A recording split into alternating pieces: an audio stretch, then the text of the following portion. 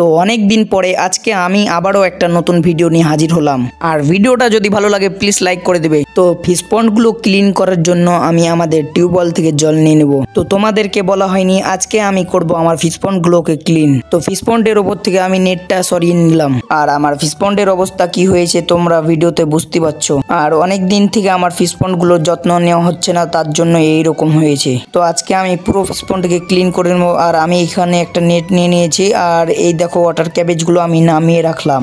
আর net দিয়ে আমি ফিশগুলোকে আমি একটা মগের মধ্যে নামিয়ে রেখেছি। এই দেখো, তো কিছুদিন থেকে আমার ফিশগুলোর কেয়ারটা একটু কম করা হচ্ছে, তার জন্য এইরকম হয়েছে। তো এখন থেকে আমি আবার ভালোভাবে কেয়ার করব আর অনেকগুলো ফিশ কিনে নিয়ে আসবো। তো আমার হাতে যেটা দেখতে পাচ্ছ এটা দিয়ে আমি ফিশ পন্ডগুলোকে ঘষে ঘষে পরিষ্কার করে দেবো। আর ফিশ পন্ডটাকে পরিষ্কার করার পরে কিছুটা এইরকম লাগছে। আর পাশের ফিশ পন্ডটাকে আমি অত ভালো করে সাজাইনি। আর এই দেখো কত কি ছিটিয়ে আছে, তো এগুলোকে আমাকে ঠিক করতে হবে। সব ঠিকঠাক করতে করতে রাত হয়ে গেছিল। তো কালকে ফিশ পন্ডগুলোকে ঠিকঠাক করতে করতে রাত হয়ে গেছিল। আর এটা দেখো সকালের ফুটেজ, এখন ফিশগুলো কত সুন্দর ঘুরে বেড়াচ্ছে।